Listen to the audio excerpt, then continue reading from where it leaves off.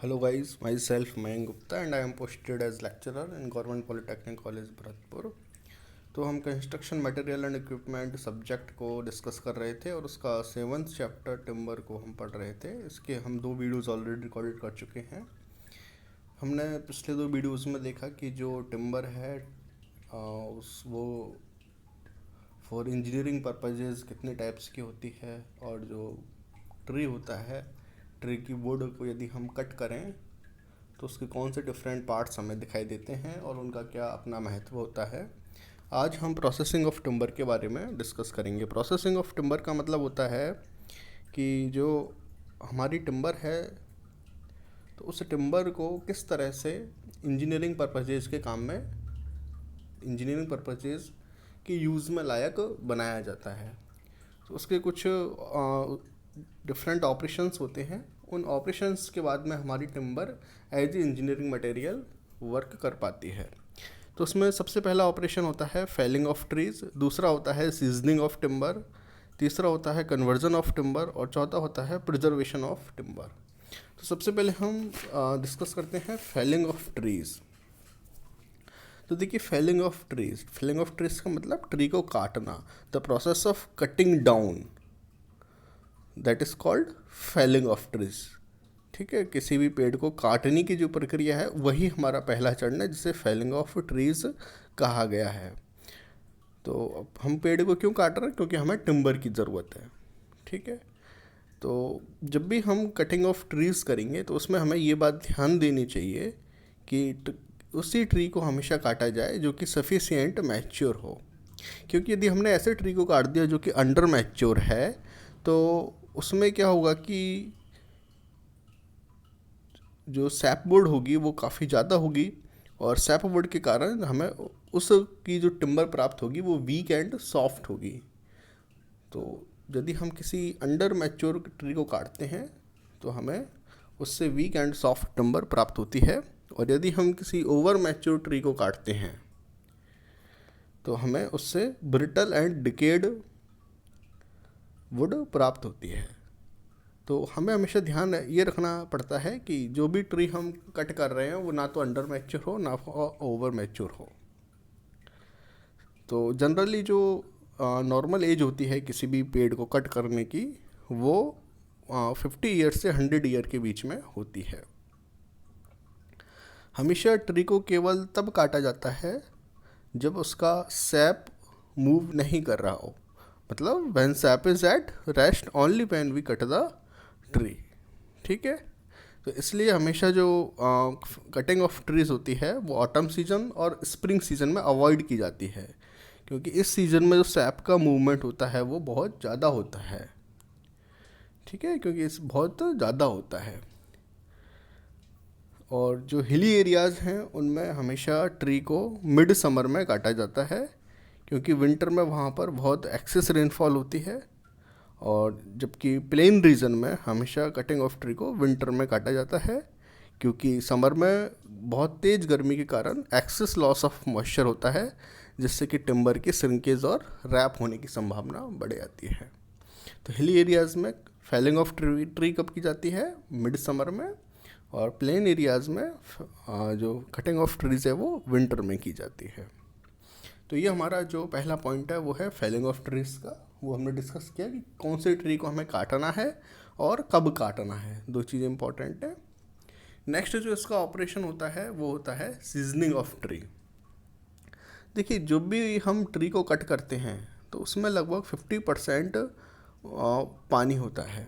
यदि हम न्यूली कोई ट्री कट करके लाते हैं तो उसकी वुड को यदि हम देखें तो उसके ड्राई वेट का लगभग 50% उसमें वाटर होता है, और ये वाटर उसमें या तो मॉइस्चर के रूप में अवेलेबल होता है या फिर सैप के रूप में अवेलेबल होता है।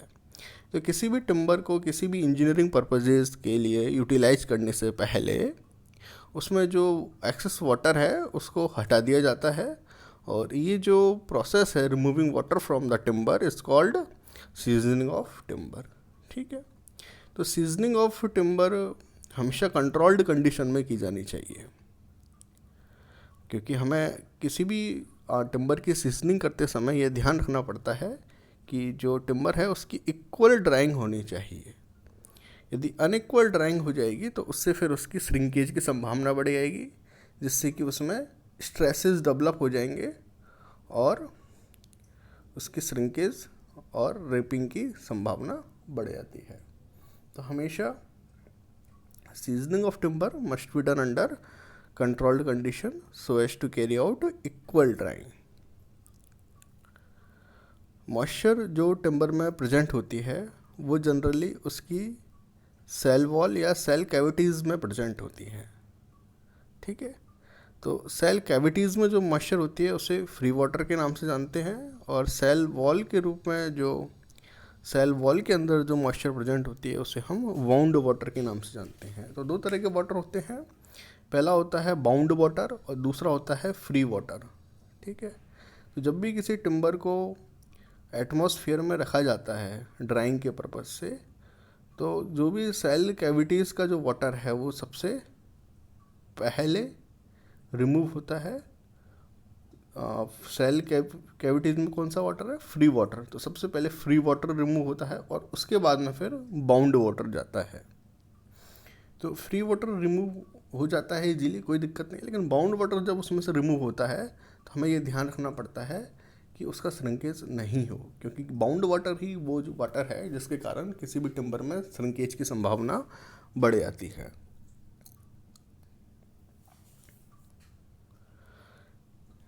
ऐसा पॉइंट जहाँ पर संपूर्ण फ्री वाटर उसमें से रिमूव हो जाता है उसे हम फाइबर सैचुरेशन पॉइंट के नाम से जानते हैं, ठीक। अब जो हमारी सीजनिंग होती है वो किस तरह से की जाती है? सीजनिंग दो तरह से की जाती है, पहली होती है नेचुरल सीजनिंग और दूसरी होती है आर्टिफिशियल सीजनिंग। नेचुरल सीजनिंग का मतलब सिंपल है, जो भी हमारा वुड है उसको हम एटमॉस्फेयर में रख देंगे और एटमॉस्फेयर में रखने के बाद में उसमें जो मॉइस्चर है वो इवेपोरेट हो जाएगा, जिससे कि जो फ्री वाटर और बाउंड वाटर है वो इसमें से रिमूव हो जाएंगे। इसे हम नेचुरल सीजनिंग के नाम से जानते हैं। दूसरा है आर्टिफिशियल सीजनिंग। आर्टिफिशियल सीजनिंग करने के भी कुछ तरीके हैं जिनको हम अभी डिस्कस करेंगे, लेकिन नेचुरल सीजनिंग जब हमारे पास में है तो आर्टिफिशियल सीजनिंग की आवश्यकता क्यों पड़ेगी? वो आवश्यकता इसलिए पड़ती है क्योंकि नेचुरल सीजनिंग में जो समय है वो कंपैरेटिवली बहुत ज़्यादा होता है, और दूसरा उस सीजनिंग के ऊपर हमारा कोई कंट्रोल नहीं होता है, जिससे कि रैपिंग की संभावना बढ़ जाती है। जैसे कि मैंने आपको बताया था, जब बाउंड वाटर उसमें से इवेपोरेट होगा तो श्रिंकेज और रैपिंग की संभावना बढ़ जाती है। तो इन दोनों कारणों से हम नेचुरल सीजनिंग से ज़्यादा आर्टिफिशियल सीजनिंग को प्रेफर करते हैं। तो अब हम देखते हैं कि आर्टिफिशियल सीजनिंग को किस तरह से किया जा सकता है। तो ये हमारे पास में जनरली 5 मेथड हैं जिनसे कि आर्टिफिशियल सीजनिंग को किया जाता है। पहला है बॉइलिंग, दूसरा है इलेक्ट्रिकल सीजनिंग, तीसरा है केमिकल सीजनिंग, चौथा है क्लीन सीजनिंग और पांचवा है वाटर सीजनिंग। इन पांचों मेथड से जनरली जो हमारी सीजनिंग है उसे किया जाता है। तो सबसे पहला है बॉइलिंग सीजनिंग। ये जितने भी हमारे पास में आर्टिफिशियल मेथड हैं उनमें सबसे ज़्यादा क्विकेस्ट मेथड है। सबसे जल्दी यदि हमको सीजनिंग करनी है तो वो बॉइलिंग से ही होती है। इसमें क्या करते हैं कि हम जो भी प्लैंक है, हमारा जो वुड है, उसको सूटेबल साइजेज में काट लेते हैं और बॉइल्ड वाटर में ऐसा पानी जो उबल रहा है उसमें 3 से 4 घंटे के लिए डुबो कर रख देते हैं। उसके बाद में इसे नेचुरली ड्राई किया जाता है, एटमॉस्फेयर में इसको रख देते हैं, जिससे कि इसका जो ड्राइंग प्रोसेस है नेचुरली वो स्टार्ट हो जाता है। तो बेसिकली बॉइलिंग करने से फ़ायदा क्या हुआ? इस एटमॉस्फेयर में तो हम डायरेक्टली भी उसे रख सकते थे। बॉइलिंग करने से फ़ायदा ये हुआ कि जो rate of removal of water है इसमें से वो बढ़ जाती है, ठीक है। तो बॉइलिंग में बेसिकली हम क्या करते हैं,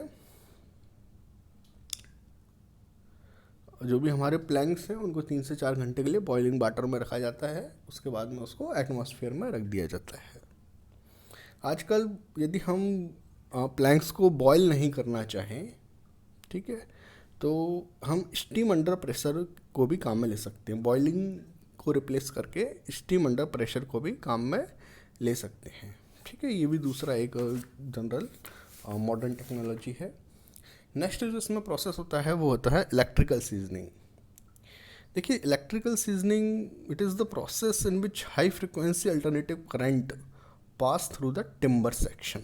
नाम से हमें पता लग रहा है इलेक्ट्रिकल सीजनिंग, मतलब इलेक्ट्रिसिटी का इसमें यूज होगा। तो इसमें हम क्या करते हैं कि जो करंट है उसको हम टिम्बर सेक्शन में से पास किया जाता है, जिससे कि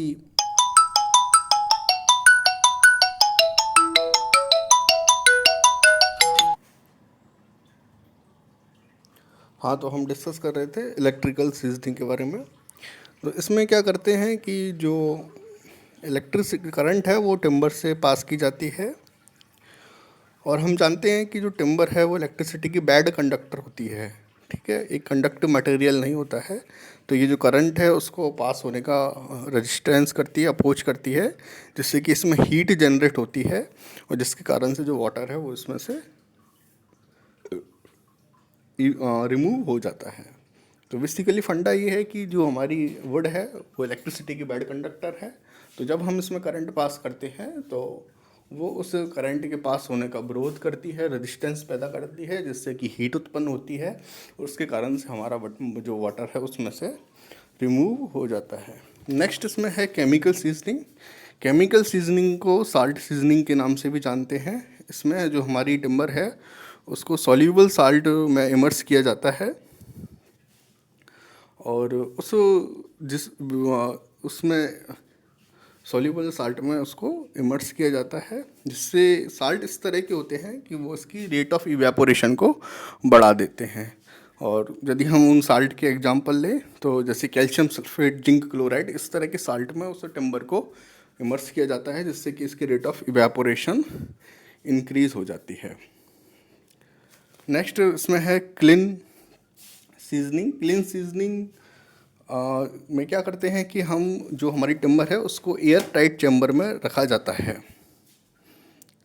एक फुल्ली सैचुरेटेड सैंपल होता है एयर का, जिसमें का टेम्परेचर 35 से 38 डिग्री सेंटीग्रेड होता है, उसको उस चैम्बर के अंदर पास किया जाता है। अब जैसे हमारी जो एयर है वो टिम्बर के चारों ओर सर्कुलेट होती है, तो इसका टेम्परेचर बढ़ जाता है, लेकिन इवेपोरेशन को जो प्रोसेस है उसको आगे कंटिन्यू नहीं किया जाता है। तो कुछ समय के बाद में temperature of air is now increased along with subsequent reduction in it relative humidity, with intern carries out the removal of moisture from the timber uniformly throughout the entire section। तो बेसिकली एक बार और मैं इसको और summarise कर देता हूँ। हम क्या करते हैं कि टिम्बर जो है हमारी सूटेबल शेप एंड साइज की, उसको एयर टाइट चैम्बर के अंदर रखा जाता है, और उसमें फिर एक फुल्ली सैचुरेटेड सैंपल एयर का, जिसका टेम्परेचर लगभग 35 से 38 डिग्री होता है, उसको अंदर पास किया जाता है। जो एयर है वो हमारी टिम्बर है उसके चारों ओर सर्कुलेट होती है, जिससे कि उसका टेम्परेचर बढ़ जाता है, लेकिन इवेपोरेशन नहीं हो पाता है, क्योंकि जो हमारी एयर है वो ऑलरेडी कम्प्लीटली सैचुरेटेड है। कुछ समय के बाद में जो एयर का टेम्परेचर है वो और बढ़ा दिया जाता है, और उसकी जो ह्यूमिडिटी है वो कम कर दी जाती है, जिससे कि अब क्या होता है, जो हमारी मॉइस्चर है वो टिम्बर में से यूनिफॉर्मली पूरे सेक्शन में से रिमूव होना शुरू कर देती है। तो ये हमारा जो प्रोसेस है वो क्लीन सीजनिंग के नाम से जाना जाता है। नेक्स्ट है हमारा वाटर सीजनिंग। वाटर सीजनिंग में हम क्या करते हैं कि टिम्बर को pieces, suitable shape and size के पीसीज में काट दिया जाता है, और रनिंग वाटर के बीच में इनको रख दिया जाता है। ठीक है, रनिंग वाटर में जब हम इनको रखते हैं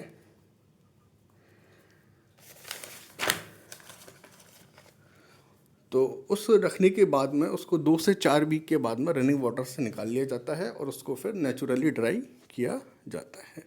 तो रनिंग वाटर में रखने का फ़ायदा क्या होता है? रनिंग वाटर में रखने से जो सैप वुड में से जो सैप है वो उसमें से रिमूव हो जाता है, जो वाटर है वो सैप वुड में से रिमूव हो जाता है,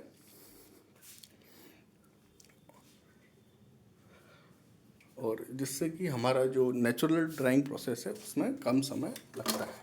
इसके बाद में नेक्स्ट क्लास में हम कन्वर्जन ऑफ टिम्बर और प्रिजर्वेशन ऑफ टिम्बर के बारे में डिस्कस करेंगे। Thank you.